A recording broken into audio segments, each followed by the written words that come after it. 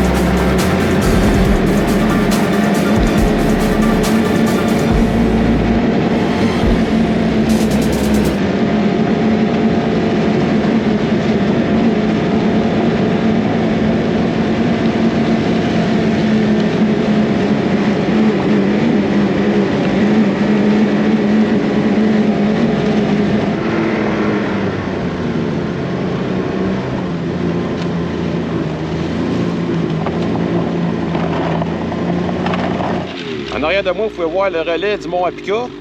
Une place très populaire chez les motoneigistes. Puis derrière moi, sur le top de la montagne, je ne sais pas si vous êtes capable de voir, on aperçoit l'observatoire que j'ai arrêté hier pour vous montrer ça sur le sommet du Mont Apica. Je n'arrêterai pas aujourd'hui parce que là, de toute façon, les conditions ne sont pas super belles. Là. Il n'y a pas beaucoup de visibilité. Et puis, la trail est quand même assez rough pour monter jusqu'à l'observatoire. J'ai l'impression que c'est surfacé un peu moins souvent que le restant du sentier. Donc, amener jusqu'à date dans le parc de Laurentides, la 23 est quand même relativement bien. Il y a des bosses un peu, mais c'est des bosses quand même raisonnables. Là. Ma suspension est capable de les absorber, puis elle fait quand même un très bon travail. Là. Donc, c'est un petit peu le désavantage de la suspension à air que j'ai, c'est que tant que si les bosses sont pas trop grosses puis qu'on n'atteint pas la limite de la suspension, c'est correct, ça va super bien. Mais quand la suspension va cogner au fond, ça a tendance à te faire rebondir puis ça devient une conduite vraiment dangereuse. Donc, c'est ça. En passant au relais du Mont Apica, vous pouvez mettre du gaz. Je sais pas, ça doit être plus cher qu'ailleurs, c'est sûr, parce qu'on est dans le milieu nulle part. Mais il y a possibilité de gazer. On peut manger là, ici, puis c'est ouvert pratiquement 7 jours sur 7 pendant toute la saison de motoneige. Donc, nous autres, on continue. Direction l'étape.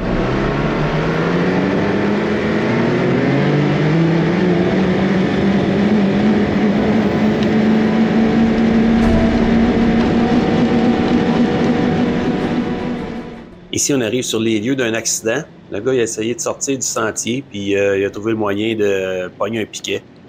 Donc, il a brisé sa motoneige un peu, mais c'est pas si pire. Ça va l'air encore roulable, puis ses chums étaient tout avec lui. Fait que c'est pour ça que j'ai pas arrêté. Mais en tout cas, c'est bien du trouble que le gars il aurait pu se sauver cette journée-là en restant dans le sentier. Et puis, pas longtemps après ça, une petite opération policière. Les gars checkaient pour la vitesse. Fait que ceux qui passent dans le parc, watchez-vous, il y a de la police. Et même moi, dans mon cas, j'allais pas vite, puis ma machine était en ordre, tout était en règle. Donc, j'ai jasé avec eux autres un petit peu avant de continuer mon chemin.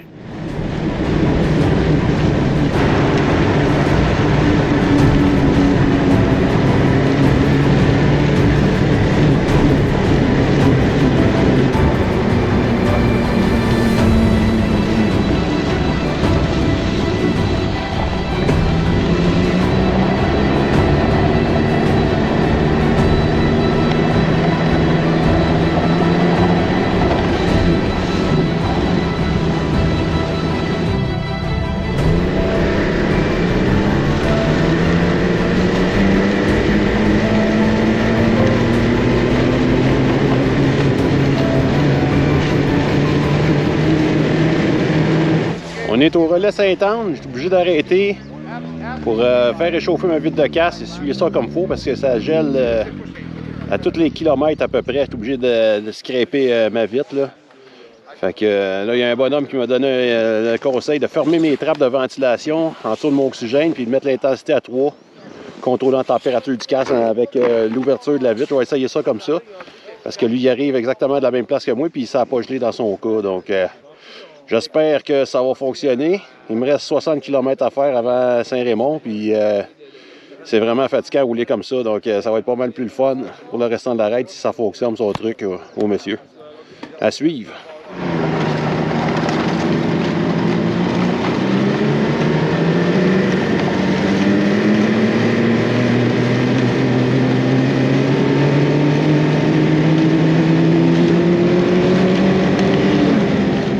Et bien finalement, son truc à mon bon monsieur, ça a comme à moitié fonctionné, dans le sens que d'augmenter l'intensité du casque à 3, ça a aidé la glace à ne pas s'accumuler sur la visière. À partir de ce moment-là, la brume verglaçante, elle gelait plus sur la visière.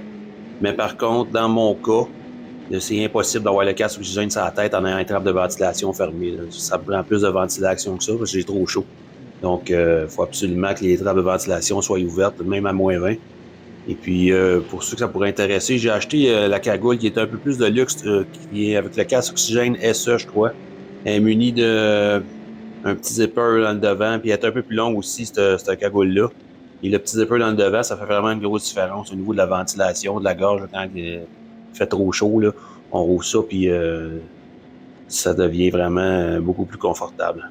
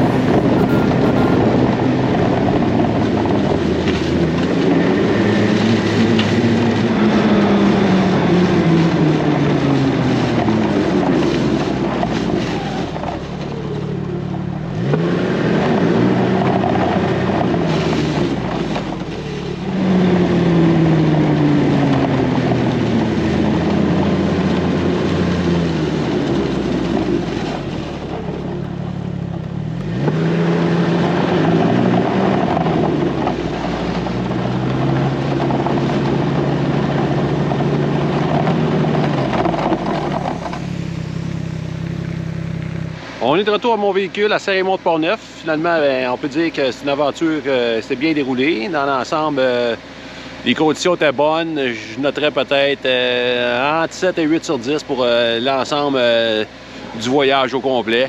Regardez ce que j'ai fait. Laisser ma fenêtre de char ouverte en partant d'ici. Ça fait 2 jours que le char est comme ça. Une chance qu'il n'y a pas neigé tant que ça. Il y aurait eu 30 cm dans le char.